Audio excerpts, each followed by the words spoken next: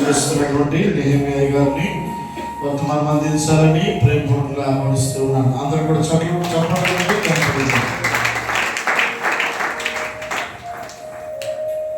Praise lord, హల్లెలూయా. ప్రభువైన యేసుక్రీస్తు నామములో కూడి వచ్చిన మీ అందరికీ నా హృదయపూర్వక వందనాలు.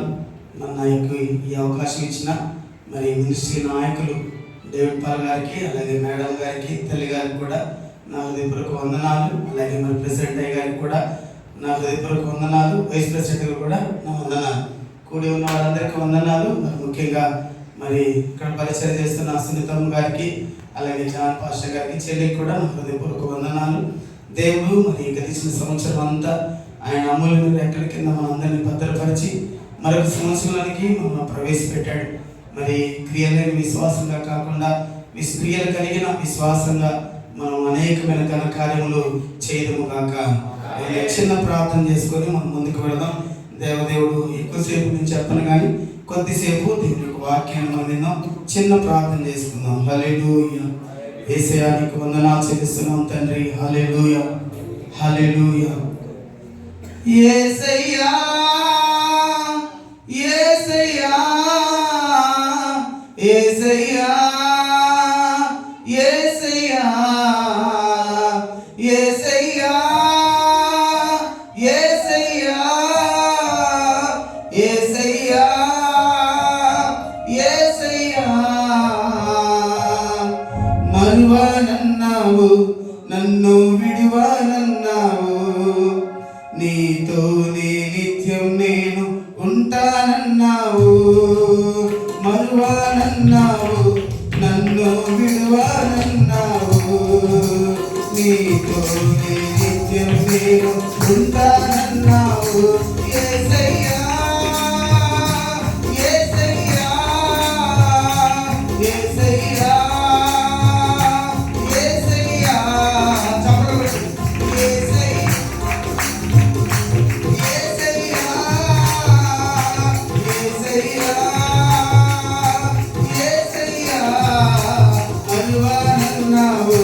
నన్ను విడువనన్నావు, నీతోనే నిత్యం నేను ఉంటానన్నావు.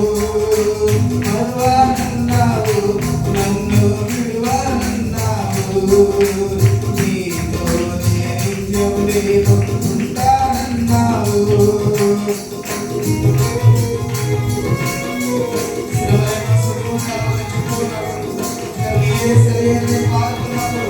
మంచి స్నేహితుడు, ఆదరించిన దేవుడు తండ్రి.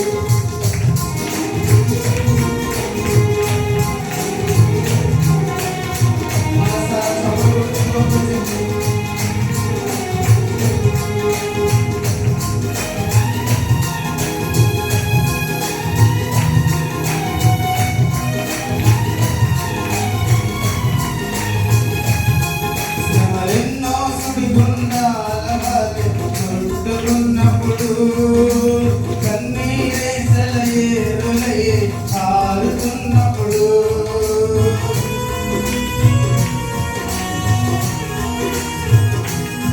శ్రమలెన్నో సుడిగుండాల వలె చుట్టుకున్నప్పుడు, కన్నీరే సెలయేరులై కారుతున్నప్పుడు, నా శ్రమలన్నిట్లో నాకు మంచి స్నేహితుడైనావు. నా కన్నీరంతా తుడిచి కన్న తల్లిగా మారావు. నా శ్రమలన్నిట్లో నాకు మంచి స్నేహితుడైనావు. నా కన్నీరంతా తుడిచి కన్న తల్లిగా మారావు. యేసయ్యా, యేసయ్యా, యేసయ్యా, యేసయ్యా, యేసయ్యా, యేసయ్యా, యేసయ్యా.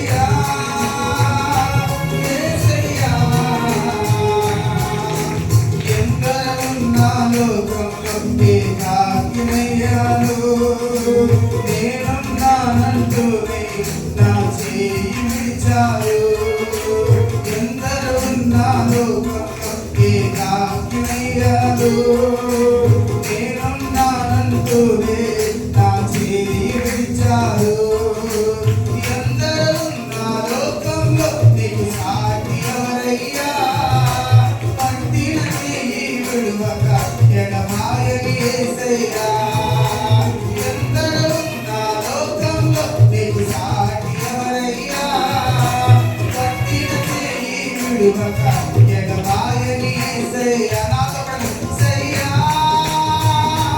యేసయ్యా యేసయ్యా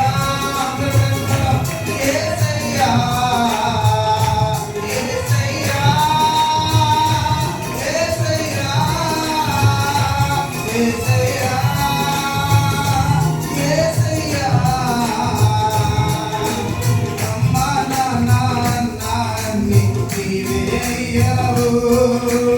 అందరికన్నా మిన్నగా ప్రేమిస్తున్నావు అమ్మా నాన్ని నీవే అయ్యావు అందరికన్నా మిన్నగా ప్రేమిస్తున్నావు నాపై చూపిన ఈ ప్రేమకు నేనివ్వగలనయ్యా పూర్ణ హృదయముతో ఆరాధింతును యేసయ్యా నాపై చూపిన ఈ ప్రేమకు నేనివ్వగలనయ్యా పూర్ణ హృదయముతో ఆరాధింతును యేసయ్యా యేసయ్యా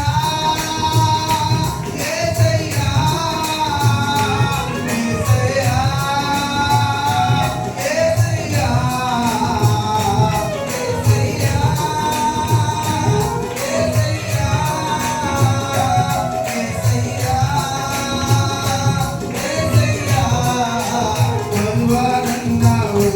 నన్ను విడువానన్నావు నీతోనే నిత్యం నేను ఉంటానన్నావు మరువానన్నావు నన్ను విడువానన్నావు నీతోనే నిత్యం నేను ఉంటానన్నావు. అయ్యా గతించిన 2025 సంవత్సరం ఎన్నో భయంకరమైన సంగతులు మేము చూసాం. ప్రపంచమంతా అనేకమైన ఇబ్బందుల తెలుగులతో వణికిపోయింది నాయన. బలవంతులమని కాదు, జ్ఞానవంతులమని కాదు తండ్రి, కేవలం నీ ఉచితమైన కృప చొప్పున మరొక సంవత్సరాన్ని నేను మాకు ఇచ్చి ఈ నూతన సంవత్సరం మొదటిగా నాయన ఇక్కడ పరిచరిస్తున్న నా తండ్రి వర్ధనైన పాలనలో నిలబడడానికి మీరు మాకు ఇచ్చిన కృపకై స్తోత్రం చెల్లిస్తున్నాం. కొద్దిసేపు నిలబడుచుండగా నీవే మాట్లాడమని యేసు పేరిట అడుగుచున్నాము తండ్రి, ఆమేన్. హల్లెలూయా. సమయం 9:30 అవుతుంది. మరి 10 కల్లా మరి గుడికి ముగించాలి కాబట్టి మరి త్వరగానే దేవుడు నా మనసులో ఉంచిన కొన్ని విషయాలు, వేరే సబ్జెక్ట్ ఏం కాదు కానీ ఇందాక మరి పాస్టర్ గారు చెప్పినట్టుగా క్రియలేని విశ్వాసము మృతం. చెప్పండి ఏంటంటే క్రియలేని విశ్వాసం మృతం. అసలు విశ్వాసం అంటే ఏంటి చెప్పాలి. విశ్వాసం అంటే నమ్మకం అంటే చెప్పాలి. విశ్వాసం అంటే ఇప్పటి వరకు చాలా మనం విన్నాం. మన పేరేంటి? విశ్వాసులం కదా.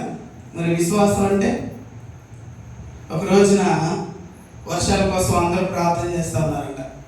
ప్రార్థన చేస్తూ ఉంటే అందరూ స్పీడ్కి వెళ్ళిపోతూ ఉన్నారు. చాలా దూరం ఒక ఎడారి ప్రాంతాన్ని ఎన్నుకున్నారు. అక్కడ అందరూ ప్రార్థన చేస్తూ కూర్చున్నారంట. అమ్మ గబగబా రెడీ అయిపోయింది, బైబిల్ చేతితో పట్టుకుంది. స్పీడ్గా అమ్మ నాన్న వెళ్ళిపోతుంటే బాబు ఆగం ఎప్పుడో వస్తుందమ్మా అని చెప్పి లోపలికి వెళ్ళి గొడుగు తెచ్చుకున్నాడంట. స్తోత్రం చెప్తాం గట్టిగా. గొడుగు ఎందుకురా అంటే ఎంత ఎండలు వస్తుంటే గొడుగు ఎందుకురా అంటాడు. అప్పుడు చెప్పాడంట, మనం వెళ్ళే దేనికోసం అమ్మా? వర్షాల కోసం ప్రార్థన చేయడానికి వెళ్తున్నాం. ఖచ్చితంగా దేవుడు వర్షాన్ని కురిపిస్తాడు. హల్లెలూయా. విశ్వాసం అంటే 11వ అధ్యాయం హెబ్రీయులకు రాసిన పత్రిక విశ్వాసం అనగా చదవండి ఒకసారి 11వ అధ్యాయం. నేను త్వరగానే మీరు త్వరగా నాకు చదివితే నేను త్వరగా ముగిస్తాను. చూడండి 11వ అధ్యాయం 1వ వచనం. విశ్వాసం అన్నది నిరీక్షింపబడిన యొక్క నిజ స్వరూపమును అదృశ్యమైనవి ఉన్నవనటకు రుజువు. విశ్వాసం అంటే అదృశ్యమైనవి ఉన్నవి అని నమ్మటమే విశ్వాసం. హల్లెలూయా. చెప్పారు భాష అబ్రహామా రా అనగానే వెనక ముందు ఏం ఆలోచించకుండా పిలిచిన దేవుడు నమ్మదగిన దేవుడు అని చెప్పి తన భార్యను తీసుకుని బయలుదేరాడు. ఈ రోజు మనం కూడా ఎంతో ప్రార్థన చేస్తున్నాం. విశ్వాసం అంటే ఇంకొక ముఖ చెప్పిన విశ్వాసం అంటే విత్తనం అంట. ఏంటంటే విశ్వాసం అంటే విత్తనం విత్తేటప్పుడు ఆ రైతు వర్షాన్ని చూసో, వర్షాన్ని బట్టో, మంచును బట్టో, దేని బట్టో కదా విశ్వాసంతో తను విత్తినప్పుడు ఆ విత్తనం 100 పంట ఇస్తుంది. ఒక రోజునంట ఇలాగే పాస్టర్ గారు వాక్యం చెప్తుంటే విశ్వాసం అంటే విత్తనం అన్న చెప్పాడని చెప్పి గబగబా వాళ్ళ ముందు తీసుకెళ్ళి ఒక మామిడి గింజ, ఒక శనగ గింజ ఏదో భూమిలో విత్తిందంట. ప్రార్థన చేస్తూ ఉంది. ఆ రాత్రి ప్రార్థన చేసింది, పాస్టర్ గారు వాక్యం చెప్పారు, ఆ విత్తనం తీసుకెళ్ళి అక్కడ విత్తిందంట. తెల్లారి వెళ్ళి మళ్ళీ భూమిలోకి తీసి విత్తనం మొలకెత్తిందో లేదని చూసిందంట. మళ్ళీ పాతేసింది. మధ్యాహ్నం దాకా ప్రార్థన చేసింది. మళ్ళీ మధ్యాహ్నం వెళ్ళింది, తీసి చూసింది, అది మొలకెత్తల. మళ్ళీ సాయంత్రం దాకా ప్రార్థన చేసింది, మళ్ళీ వెళ్ళింది, తీసి చూసింది, మొలకెత్తల. 2వ రోజు, 3వ రోజు, 4వ రోజు, 5వ రోజు, వారం రోజు అలాగే చేసింది. అది ఏం చేయదంట, మొలకెత్తలేదంట. మొలకెత్తుతుందా? భూమిలో ఉందిగా, మొలకెత్తచ్చు. కానీ నువ్వు పెట్టిన విశ్వాసం మాటి మాటికి తరచు చూస్తూ ఉంటే, నేను నమ్ముకున్నా, దేవుడు నమ్ముకున్నా, నాకేంటి, విశ్వాసంతో నా ప్రార్థనకు వస్తున్నా, నాకేంటి, బైబిల్ చదువుతున్నా, నాకేంటి, మందిరానికి వస్తున్నా, నాకేంటి, మందిరంలో పరిచయం చేస్తున్నా, నాకేంటి, ఫ్యాన్ దొరికిపోయిన, నాకేంటి, పాస్టర్ వెనక దొరుకుతున్నా, నాకేంటి అని పద్దాకులు తరచు చూసుకున్నావు అనుకో, ఆ ఫలం నువ్వు ఎప్పటికీ పొందుకోలేవు. ఒకసారి విత్తిన విత్తనాన్ని మర్చిపో. మన మామిడికాయ తిని చాలా మంది పడేస్తారు, ఎడబడ్డలు పడేస్తారు. గాలి ధూళి మధ్యలో అవన్నీ కనుమరుగైపోతాయి. కానీ ఒక వాన చిరుకు పడగానే మామిడి టెంకలన్నీ మొలకెత్తాయి. చప్పట్లు కూడా స్తోత్రం చెల్లిద్దాం. హల్లెలూయా. గట్టిగా స్తోత్రం చెప్తాం. హల్లెలూయా. మన విశ్వాసం కూడా అంతేనండి. మనం దేవుడి సన్నిధిలో పెట్టిన ఏ వస్తువు అయినా, దేవుడి సన్నిధిలో ఇచ్చిన ప్రార్థన కన్నీటు మర్చిపోవడానికి దేవుడు అన్యాయస్తుడు కాదు. అక్కడ ఆయన యొద్దకు వచ్చేవారు ఆయన ఉన్నాడని అడుగువానికి మేలు దయచేస్తాడని మనం ఏంటంట నమ్మాలి. విశ్వాసం అంటే గొడుగు తీసుకెళ్ళడం. నమ్మకం అంటే ఏంటో తెలుసా? నమ్మకం అంటే ఏంటి? పిల్లలు మన చేతిలో చిన్నపిల్లలు ఉంటారు కదా, తండ్రి ఈ పైకి విసిరేస్తాడు. పడిపోతున్న భయంతో పిల్లలు ఏం చేయాలా? ఏడవాలి. అమ్మో నేను పడిపోతానేమో, నాన్న పైకి విసిరేసాడు, నేను పడిపోతానని ఏడవాలి. కానీ తండ్రి చేతిలో ఉన్న పిల్లోడిని పైకి విసిరితే పిల్లోడు ఏం చేస్తూ ఉంటాడు? నవ్వుతూ ఉంటాడు. వాడి నమ్మకం ఏంటంటే మా నాయన నన్ను కింద పడేయడు అని చెప్పి. హల్లెలూయా. నమ్ముకున్న దేవుడు ఎప్పటికీ మర్చిపోయే దేవుడు కాదు. మనం విశ్వాసంతో ఆయన సన్నిధిలో మనం ప్రార్థన చేసినప్పుడు గొప్ప కార్యం చేసే దేవుడు అయినాడు ఆయన. మరి మన విశ్వాస పరిమాణం ఎంత ఉండాలి? ఎంత ఉండాలి మన పరిమాణం? విశ్వాస పరిమాణం దేవుడు చెప్పాడు ఎంత? ఆవగింజ అంట. ఎంత ఎంత ఆవగింజ ఎంత ఉంది? అందరూ చెప్పండి. ఆవగింజ ఎంత ఉంది చెప్పండి. నేను చూపిస్తున్నా. ఎంత ఉంటుంది ఆవగింజ? ఎంత ఆవగింజ ఎంత ఉంటుంది? చిన్న ఆవగింజ, చిన్నది. ఆ భూమి మీద ఉన్న చెట్ల కల్లా, ఆ గింజల కల్లా చిన్న గింజ. ఆవగింజ అంత విశ్వాసం. గింజ అంతా కూడా దాంట్లో సగమన్నా ఉంటే ఖచ్చితంగా దేవుడు మన పట్ల అద్భుతాలు చేసే దేవుడై ఉన్నాడు. అబ్రహాముని గొప్ప చేయడానికి కారణం, రాహాబును గొప్ప చేయడానికి కారణం, లేకపోతే ఇంకొకరిని మనం ఎబ్రీ పత్రిక అంతా చదువుకోండి. విశ్వాసం వలన వారు అగ్నిని దాటారు, అగ్ని బలమును చల్లార్చారని అనేక విషయాలు మనం చదువుకుంటాం. కారణం వారి కలిగిన విశ్వాసం. వారిని దేవుడు ఆ స్థితిలోనికి దేవుడు నడిపించాడు. మనము కూడా ఈ నేతి బీరకాయలో నేనైనట్టుగా విశ్వాసం లేకపోతే మనం ఎంత ప్రార్థన చేసినా కూడా మనకి వృధా అయిపోతుంది. కాబట్టి మనం విశ్వాసంతో ప్రొఫెసర్ని మనం గడపాలి. క్రియ లేకుండా విశ్వాసం అన్నారు కదా, క్రియలు కలిగి, విశ్వాసాన్ని కలిగి, నమ్మకత్వాన్ని కలిగి మనం ప్రొఫెసర్లు కొనసాగే కొద్దీ దేవుడైన అద్భుతాలు చేసే దేవుడై ఉన్నాడు. మరి ఈ విశ్వాసం ఎలా కలుగుతుందంటే రోమీయులకు రాసిన పత్రిక 10వ అధ్యాయం 17 వచ్చింది కదా, వినుట వలన విశ్వాసం కలుగుతుంది. అది కూడా ప్రభువుల గురించి, యేసు ప్రభువుల గురించి, యేసు క్రీస్తు ద్వారా మనం వినడం ద్వారా, వినడం పెంచుకోవడం ద్వారా మనకి విశ్వాసం కలుగుతుంది. రాహాబు వేశ్య, ఆమె తన గోడ మీద చిన్న గది కట్టుకొని ఇన్నాడు అయ్యగారు చెప్పాడు, వచ్చి పోతే చాలా మంది ఉన్నారు. కానీ ఆమె ఒక మాట అనేది, మేము మీ దేవుడని యెహోవా కొరకు వినినప్పుడు మా గుండెలు కరిగిపోయినాయంట. చెప్పడం స్తోత్రం చెల్లిద్దాం. మన దేవుడి గురించి వినే కొద్దీ అన్ని వింటాం. మనం ఈ లోకంలో జరిగే అన్ని విషయాలు మనం వింటాం. కానీ ప్రభు దగ్గరికి వచ్చేసరికి సైతాను మనల్ని విన్నవుడండి. వాక్యాన్ని వినీయకుండా చేస్తాడు. వాడు మన నెత్తి మీద కూర్చోంట 2 కాళ్ళు 2 రెప్పల మీద పెడతాడంట. ఎక్కడ? 2 కాళ్ళు ఎక్కడ పెడతాడు? 2 రెప్పల మీద పెడితే వాడు కాలుతో నొక్కుతా ఉంటాడు. నువ్వు పైకి లేపుతా ఉంటావు, నొక్కుతా ఉంటాడు, పైకి లేపుతా ఉంటాడు. చివరికి ఎవరు గెలుస్తారో ఎవరు ఓడుతారో అది నీకే తెలియాలి. నిద్రపోయిన స్తోత్రం చెల్లిద్దా. మరి ఎంతమంది ఉన్నారో చూడు. హల్లెలూయా. కాబట్టి మనం అలా కాదు, వినాలి. ప్రభు కోసం మనం వింటూ ఉండాలి. ఆ పక్కింటి విషయాలు మనకు కావాలి, ఎదురింటి విషయాలు మనకు కావాలి. మన గురించి ఎవరైనా మాట్లాడుకుంటే మాత్రం మనకి ఇష్టం ఉండదు. అందరి గురించి మాత్రం మనం మాట్లాడుకోవాలి కదా. అలా కాదండి. నూతన సంవత్సరాలు ప్రవేశపెట్టాం, మన జీవితంలో ఒక తీర్మానం చేసుకున్నాం. ప్రభు వాక్యాన్ని వింటా ఉన్నాం, ప్రభు వాక్యం చదువుతా ఉన్నాం. మన విశ్వాసం పెరుగుతూ ఉంటుంది. ఆ విశ్వాసం మనల్ని ఏం చేసిందంటే, ఒకటి చూద్దాం, త్వరగా నేను ముగిస్తాను. రోమీయులకు రాసిన పత్రిక 10వ అధ్యాయం 11వ వచనం చదవండి ఒకసారి. రోమీయులకు రాసిన పత్రిక 10వ అధ్యాయం 11వ వచనం. ఆ విశ్వాసం మనల్ని ఏం చేస్తున్నా చదువు. ఆయన యందు విశ్వాసం ఉంచువారు ఎవరును సిగ్గుపడడంట. ముందు లేఖనము చెప్పడం స్తోత్రం చెల్లిద్దాం. ప్రభువునందు విశ్వాసం ఉంచిన వాడు సిగ్గుపడడు. ఆయన నమ్మిన వాళ్ళు, ఆయన విశ్వాసం ఉంచిన వాళ్ళు ఎప్పటికీ సిగ్గుపడరండి. షడ్రక్ మేషక్ అబేద్నెగోలు ప్రభువునందు విశ్వాసం ఉంచారు. వేరొక దేవుని మొక్కనని ఆ ప్రభుత్వానికి రాజుకి మొక్క మీద చెప్పారు. కానీ రాజుకి చాలా కోపం వచ్చింది. అగ్ని 7 అంతలు చేశారు. అగ్ని భయంకరంగా 7 అంతలు చేశారు. రాజుతో ఒక మాట వాళ్ళు అంటారు, రాజా దేవుడు మమ్మల్ని ఒకవేళ రక్షిస్తే సరే, రక్షించకపోయినా కూడా నీ ముందు మాత్రం మేము తల వంచము. కానీ వాళ్ళకి నమ్మకం ఉంది వాళ్ళ దేవుడు వాళ్ళతో ఉంటాడని. హల్లెలూయా.